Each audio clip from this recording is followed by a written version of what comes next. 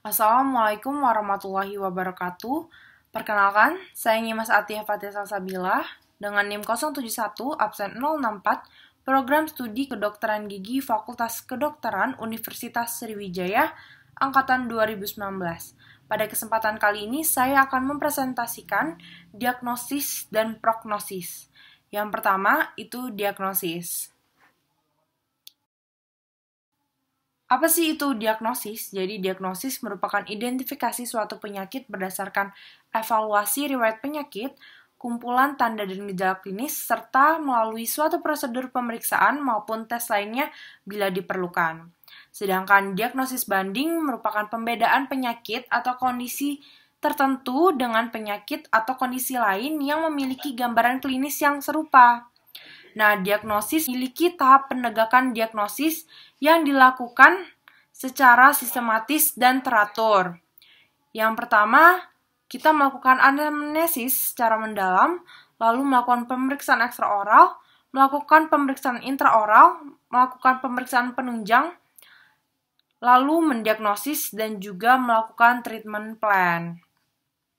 Nah, dasar pengklasifikasian sekarang itu berdasarkan gambaran klinis dan keterlibatan faktor etiologi. Secara umum, klasifikasi dibagi menjadi dua, yaitu gingivitis dan juga periodontitis. Nah, gingivitis sendiri merupakan inflamasi terbatas pada gingiva, sedangkan periodontitis merupakan inflamasi yang tidak hanya melibatkan gingiva saja, tapi telah melibatkan struktur periodontal lain, seperti cementum, ligamen periodontal, dan juga tulang alveolar. Untuk klasifikasi penyakit periodontal, kita menggunakan menurut AAP World Workshop in Clinical Periodontics 1999. Yang pertama ada klasifikasi gingivitis. Nah, gingivitis yang pertama ada penyakit gingivitis yang dipengaruhi oleh plak gigi, hanya plak gigi, yaitu tanpa kontribusi faktor lokal dan adanya kontribusi faktor lokal. Selanjutnya, penyakit gingiva yang dimodifikasi oleh faktor sistemik. Yang pertama berhubungan dengan sistem endokrin, antara lain pubertas, siklus menstruasi, kehamilan, dan juga diabetes mellitus. Lalu yang kedua ada gingivitis yang berhubungan dengan kelainan darah.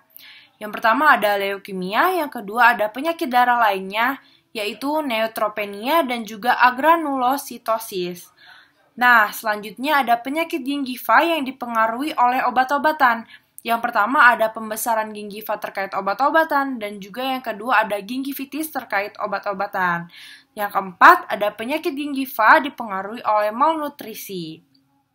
Lalu ada penyakit gingiva yang tidak dipengaruhi oleh plak, antara lain penyakit gingiva akibat bakteri, virus, jamur, genetik atau keturunan, dan juga manifestasi dari kondisi sistemik.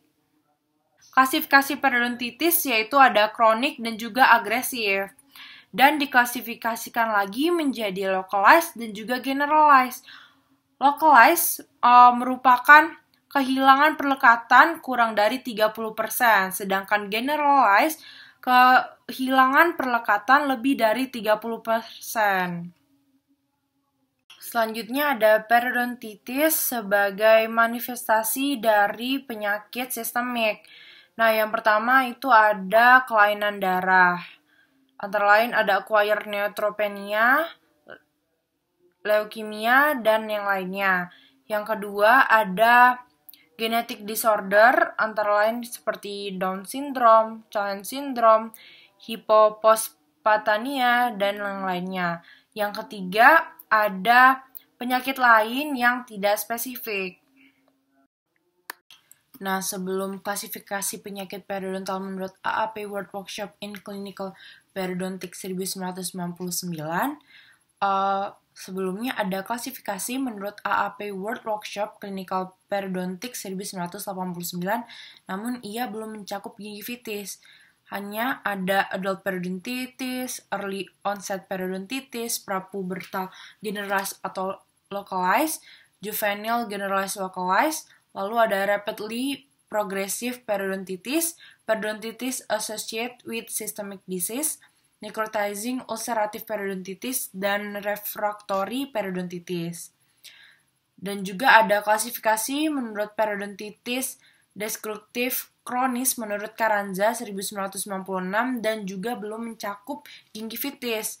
Ada periodontitis dengan klasifikasi slowly processing periodontitis, rapidly processing periodontitis, necrotizing ulcerative periodontitis, refractory periodontitis, lalu ada trauma from occlusion, periodontal atrophy, dan periodontal manifestation of systemic disease. Lalu pada 2017, ada juga klasifikasi penyakit periodontal menurut AAP World Workshop 2017, yaitu dibagi menjadi periodontal hold gingival disease and condition, periodontitis, other condition affecting the periodontium, dan peri-implant disease and condition. Nah, untuk periodontal hold gingival disease and condition itu dibagi lagi menjadi periodontal halt and gingival halt.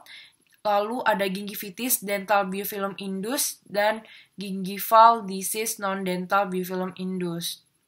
Lalu untuk periodontitis ada necrotizing periodontal disease, periodontitis, dan juga periodontitis as a manifestation of systemic disease. Lalu untuk other condition affecting the periodontium, ada systemic disease or condition affecting the periodontal supporting tissue, periodontal abscess and endodontic periodontal lesion, dan juga mucogingival deformities and condition, traumatic occlusal force, dan juga tooth and prosthetic related factor.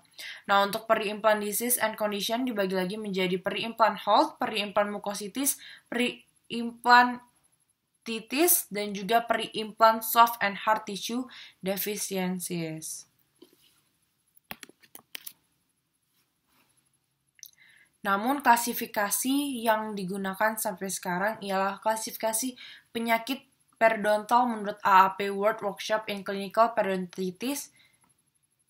Namun klasifikasi penyakit periodontal menurut AAP World Workshop in Clinical Periodontics 1999 yang masih banyak digunakan. Selanjutnya ada prognosis.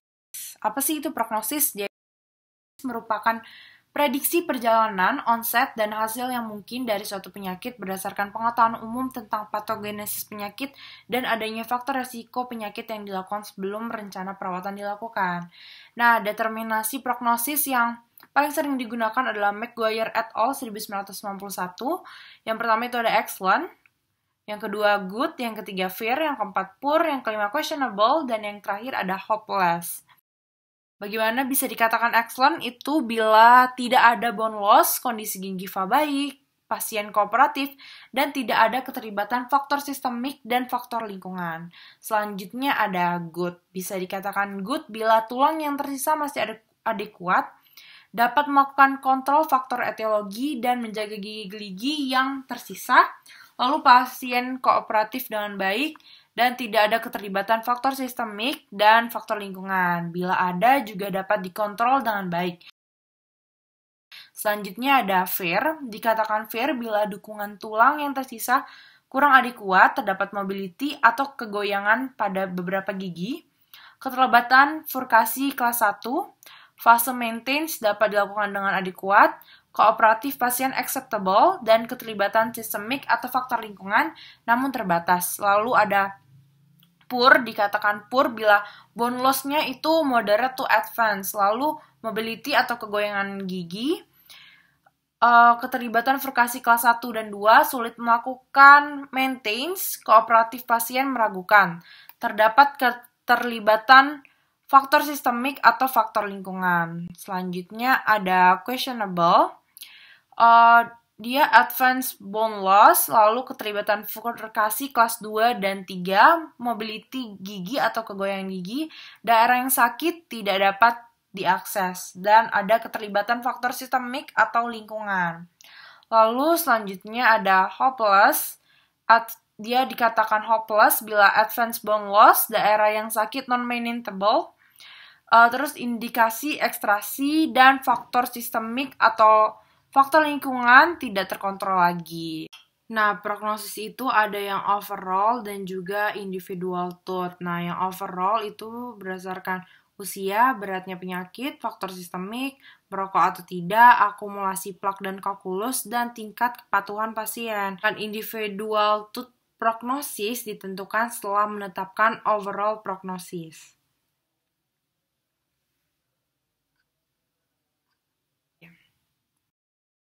Nah, hubungan diagnosis dan prognosis yaitu gingivitis reversible atau masih termasuk ke dalam golongan excellent.